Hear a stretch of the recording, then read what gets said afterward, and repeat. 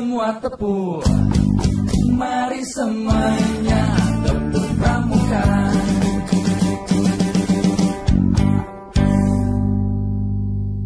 Bismillahirrahmanirrahim. Assalamualaikum warahmatullahi wabarakatuh. Selamat pagi, salam sejahtera untuk kita semuanya. Apa kabar kawan-kawanku semuanya? Semoga selalu dalam keadaan sehat dan senantiasa dalam lindungan Allah Subhanahu wa Ta'ala. Salam Pramuka.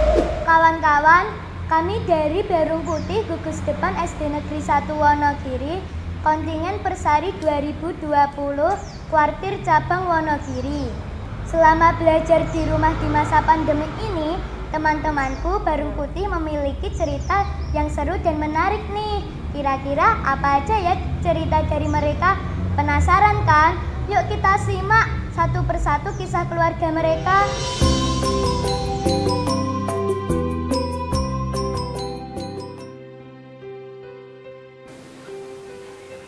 Halo kawan-kawan, bagaimana kabar kalian semua?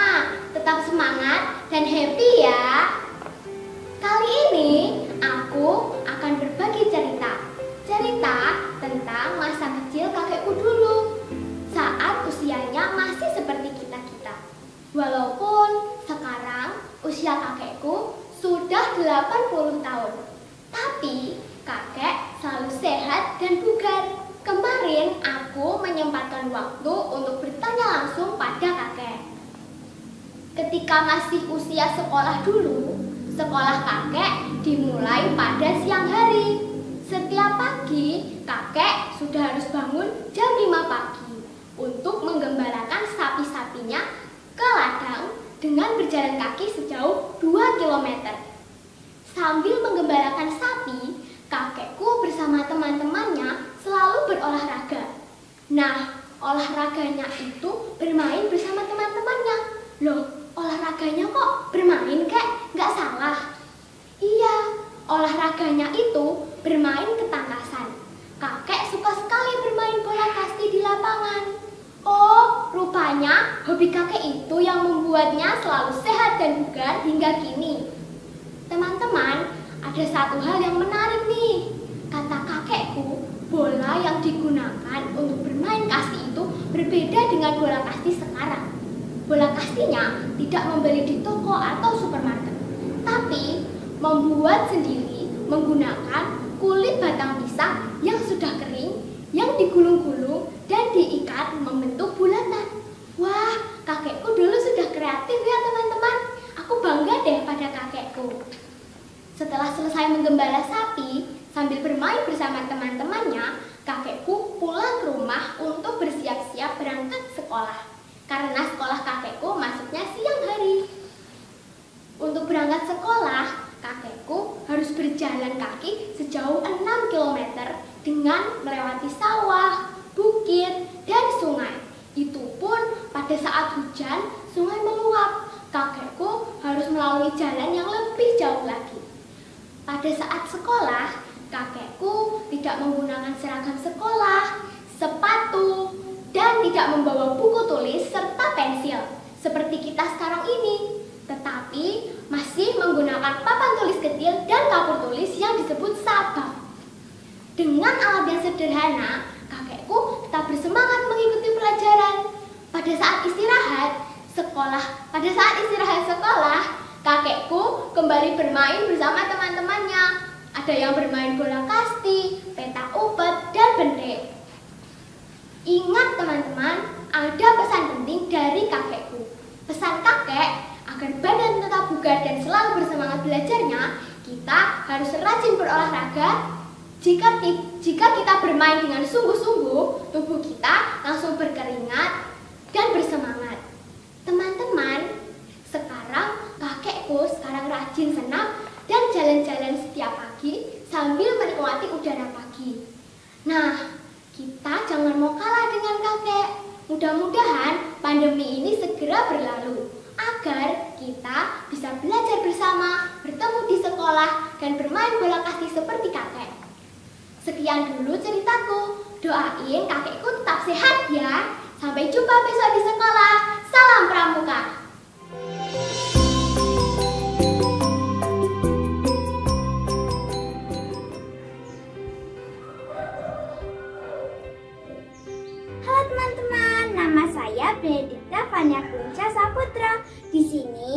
Saya akan menceritakan tentang nenekku ketika seusiaku.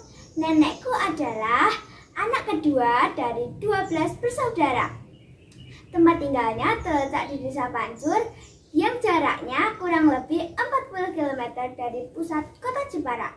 Karena nenekku berasal dari keluarga yang kurang mampu, nenek harus membantu orang tuanya dengan berjualan kerupuk di pasar. Hasil dari jualannya, beliau sisihkan untuk membeli buku dan peralatan sekolah. Selain berjualan, nenek juga harus membantu untuk menjaga adik-adiknya yang masih kecil. Ini adalah foto nenek zaman dahulu. Karena keterbatasan ekonomi, nenek hanya bisa menjadi lulusan SD saja. Walaupun demikian, nenekku adalah seorang pekerja keras. Beliau berjuang untuk memperbaiki ekonomi keluarganya dan menyekolahkan adik-adiknya. Aku bangga dengan nenekku. Meskipun nenek hanya menjadi lulusan SD, beliau bisa menjadi pengusaha yang sukses seperti saat ini. Ini adalah foto nenek saat ini. Semua itu bisa didapatkan oleh nenek berkat kerja keras dan tanggung jawab yang telah dilakukannya. Demikianlah sedikit cerita dari saya. Terima kasih sudah mendengarkan.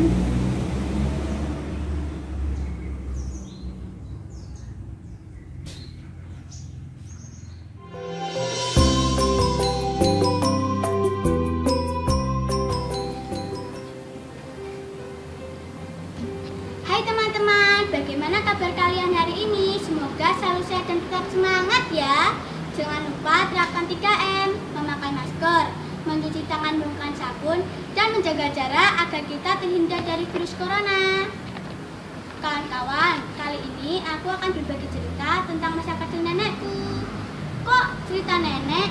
Iya, karena aku sangat kagum, bangga, dan sayang pada nenekku. Saat ini nenekku berusia 66 tahun. Beliau adalah anak seorang petani yang tinggal di pelosok desa.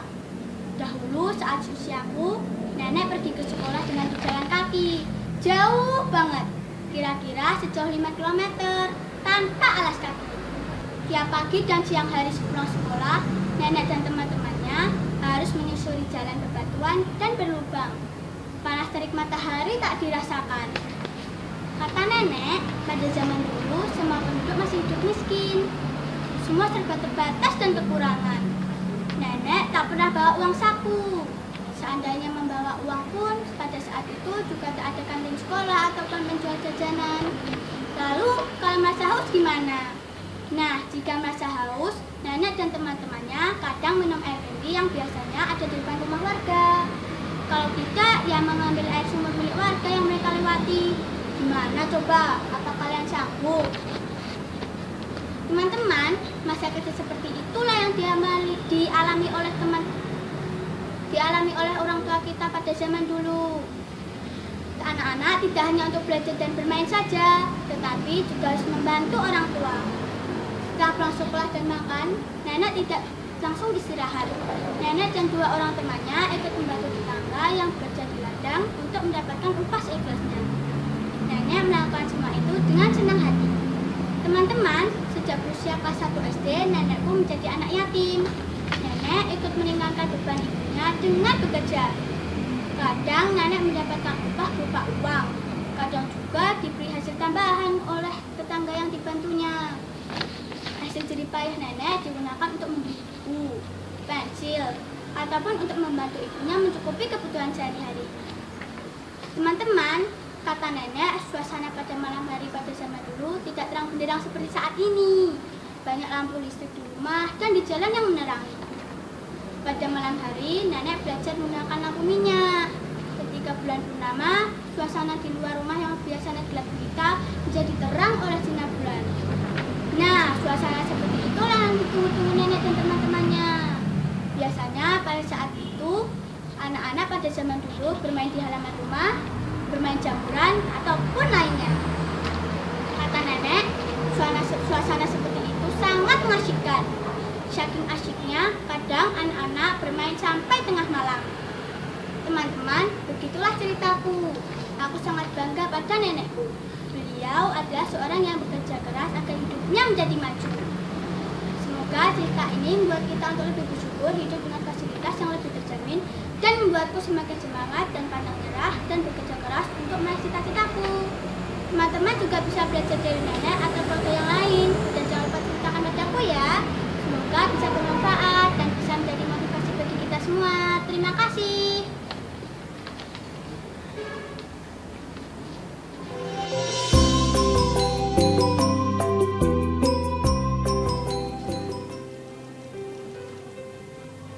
Hai teman-teman semua, apa kabar? Masih semangat belajar di rumah kan? Jangan lupa 3M ya, memakai masker, mencuci tangan pakai sabun, dan menjaga jarak. Semoga kita semua terhindar dari virus corona. Teman-teman, saya punya cerita menarik nih, simak baik-baik ya. Ketika paman saya seusia saya, paman selalu membantu orang tuanya berdagang sate. Terkadang, rela tidak bermain hanya untuk membantu berdagang. Paman merupakan sosok yang tangguh. Saat seusia kita, harus membantu orang tuanya berdagang untuk biaya paman sekolah. Terkadang, paman membantu nenek dan kakek berjualan sate dari pagi sampai dagangan habis ketika libur sekolah. Saat sate habis terjual, paman selalu mampir ke sungai bersama teman-teman untuk berenang. Karena air sungai yang dulu masih jernih dan belum tercemar seperti sekarang. Walau sederhana dan tidak seperti masa kecil orang lain, masa kecil paman selalu bahagia dengan kesederhanaan. Tanpa teknologi yang maju seperti sekarang, anak-anak setiap jam, setiap menit memegang ponselnya mereka untuk bermain. Namun masa kecil paman di masa lampau sangat bahagia, bisa berkumpul, bercanda ria bersama teman-temannya. Di sekolah, paman juga diajarkan ekstrakurikuler pramuka. Saat kegiatan pramuka, paman diajarkan mengenai cara bertahan hidup saat di hutan dan menjaga kelestarian lingkungan. Karena alam akan memberikan kita tempat yang nyaman apabila kita bisa merawat alam. Dan alam akan memberikan bencana bila mana kita merusaknya. Teman-teman, kata pamanku, pada zaman dulu semua makanan dibungkus dengan daun. Tidak ada yang menggunakan plastik. Semua berasal dari alam, sehingga aman dan tidak merusak kelestarian lingkungan. Kata paman, zaman sekarang hampir semua bungkus makanan tak lagi menggunakan daun atau bahan alami. Semua menggunakan plastik. Akibatnya, di lingkungan kita banyak sampah plastik. Apabila limbah plastik itu dibuang sembarangan, akan mencemari lingkungan. Teman-teman, pamanku berpesan agar kita peduli terhadap lingkungan. Kita harus menjaga kelestariannya, jangan membuang sampah sembarangan. Sampah plastik tidak akan terurai, sehingga akan mengganggu kesuburan tanah. Sampah plastik harus dikelola dengan benar. Terus cara mengolah sampah plastik yang benar bagaimana? Kata pamanku, sampah harus dipisahkan. Sampah plastik tidak boleh terbakar, karena akan mengganggu kesehatan. Sampah plastik sebaiknya didaur ulang, begitu kata pamanku. Teman-teman, itulah cerita tentang pamanku. Apa yang diceritakan pamanku itu tentu baik untuk kita. Ayo kita jaga alam kita. Jika kita mau menjaga alam, maka alam akan senantiasa menjaga kita. Jangan membuang sampah sembarangan. Hindari penggunaan plastik yang berlebihan. Kelestarian lingkungan adalah tanggung jawab kita. Cukup sekian, semoga cerita dari pamanku ini bermanfaat bagi kita semua.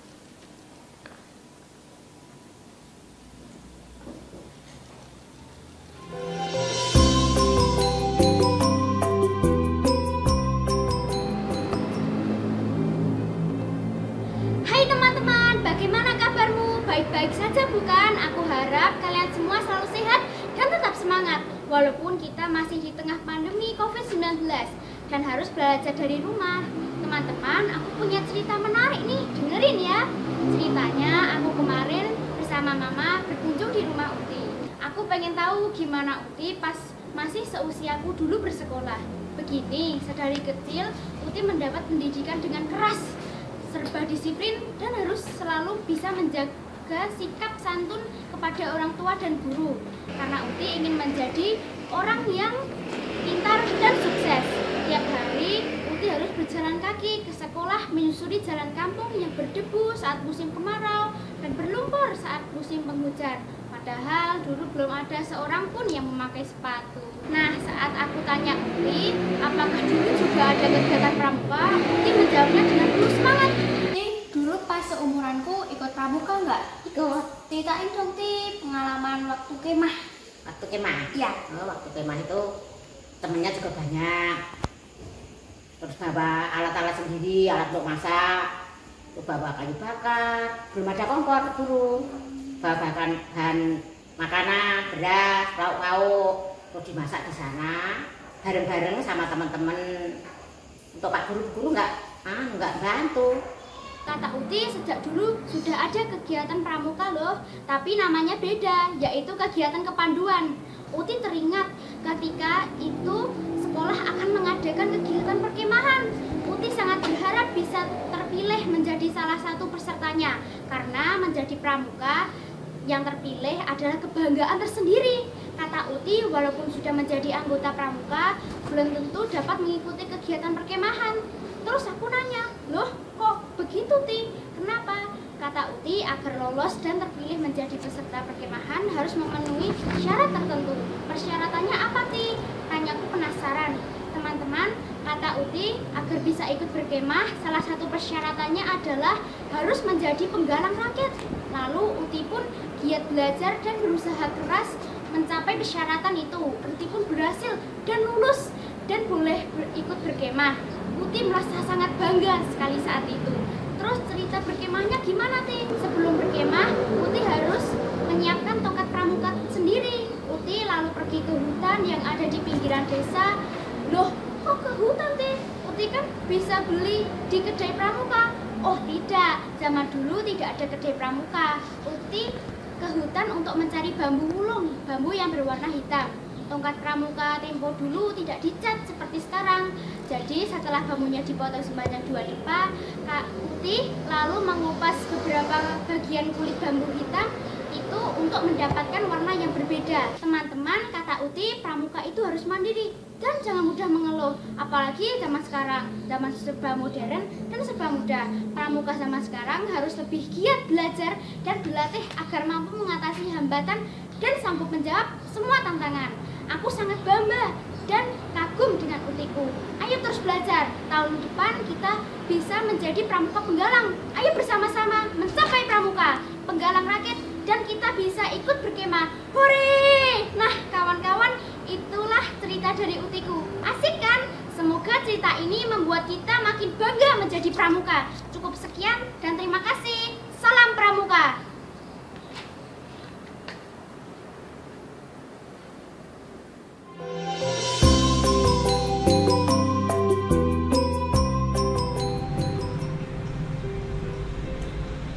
Halo teman-teman, perkenalkan nama saya Fafedian Camai Soluna Najwa dari Tujuh Depan SD Negeri 1 Wonogiri, Warcap Wonogiri. Nah, di kesempatan kali ini aku akan menyampaikan cerita dari bibiku yang dulunya berhobi memasak dan gemar menabung. Oh iya teman-teman, karena kita baru menghadapi pandemi COVID-19 ini, kita harus selalu menjaga jarak, menggunakan masker, dan mencuci tangan dengan sabun. Lanjut aja ya teman-teman, kita ke topiknya.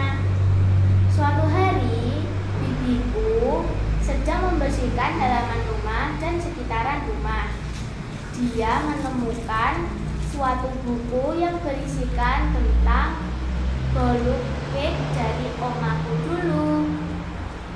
Lalu dia membukanya dan ternyata di situ ada bahan-bahan yang benar-benar bisa dicari di toko kue terdekatku. Nah, bibiku langsung ke toko kue. Sehabis itu dia membuatnya.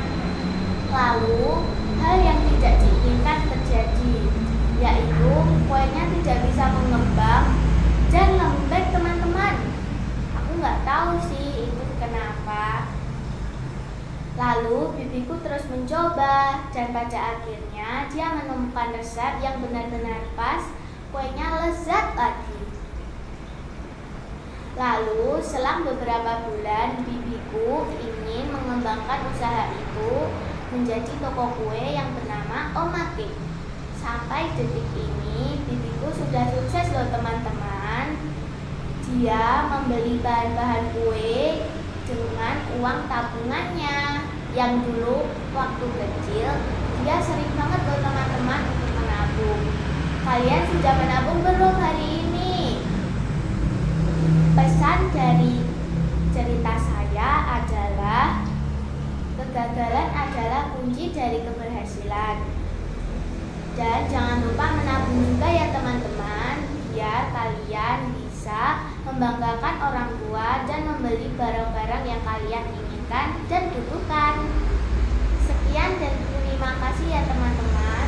Oh iya lupa, kalian mau tahu nggak foto bibiku? Ini dia foto bibiku, cantik kan? Terima kasih ya teman-teman. Dadah.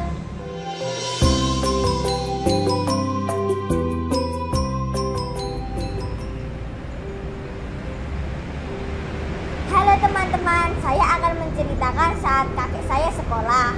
Kakek saya lahir tahun 1949, jadi saat ini berumur 71 tahun.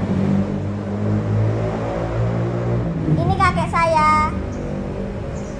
Kakek saya masuk sekolah SD pada tahun 1956 pada umur 7 tahun.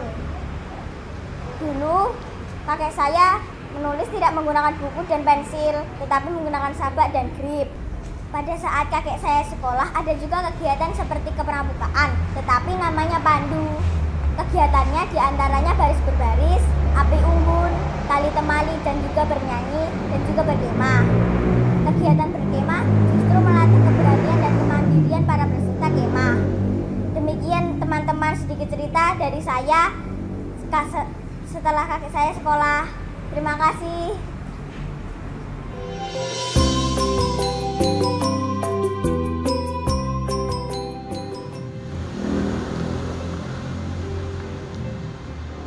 Halo kawan-kawan, apa kabar? Semoga kalian selalu sehat dan gembira. Tetap semangat, giat belajar, dan yang penting selalu waspada. Pakai masker, sering cuci tangan, dan jaga jarak, serta menghindari kerumunan agar kita terhindar dari virus corona.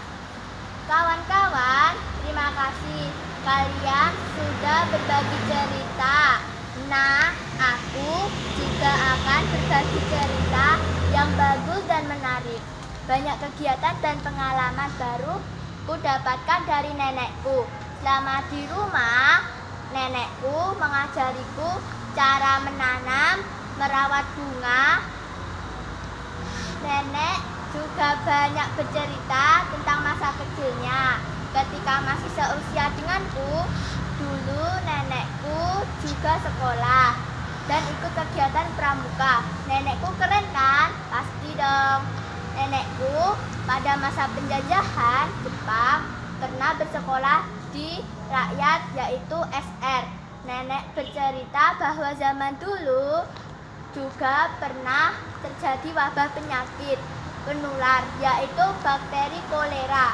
Banyak penduduk Indonesia yang menderita dan meninggal akibat penyakit kolera. Kawan-kawan, kata nenekku bahwa penyakit kolera biasanya menular lewat air minum, makanan, dan kontak langsung. Nah, berarti mirip dengan corona kan? Bedanya kalau penyakit kolera disebabkan oleh bakteri, sedangkan corona disebabkan oleh virus. Mirip banget ya, dua penyakit itu sama-sama cepat menular. Kawan-kawan, nenek bercerita bahwa dulu juga ada wabah yang sangat membahayakan, yaitu penyakit pes yang juga menimbulkan banyak korban. Penyakit itu disebabkan oleh hama tikus. Kata nenek, penyakit pes terjadi karena kurangnya kesadaran masyarakat mengenai kebersihan. Orang dapat terkena penyakit pes apabila tempat tinggal dan lingkungan sekitarnya tidak bersih, jorok, kumuh, sehingga banyak tikus yang berkembang biak di lingkungan itu. Kalian mau hidup bersama tikus-tikus itu? Ih, jijik. Enggak lah ya, pantesan sejak kecil nenekku selalu rajin menjaga kebersihan diri, kebersihan rumah, dan lingkungan sekitar. Selama belajar di rumah, nenek juga sering mengajariku bersih-bersih. Nah, kawan-kawan, sekarang kita menjadi tahu kan pengalaman masa kecil nenek ternyata sangat berharga dan bermanfaat bagi kita. Nenek juga berpesan bahwa kebersihan dan kesehatan itu sejak zaman dulu sangat penting. wabah akan terjadi bila kita tidak menjaga kebersihan.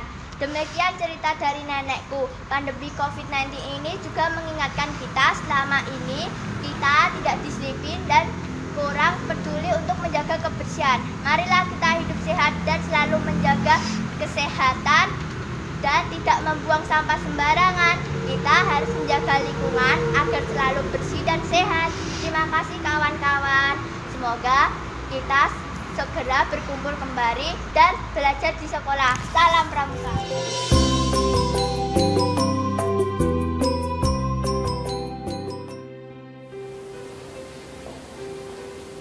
Halo teman-teman, apa kabar kalian semua?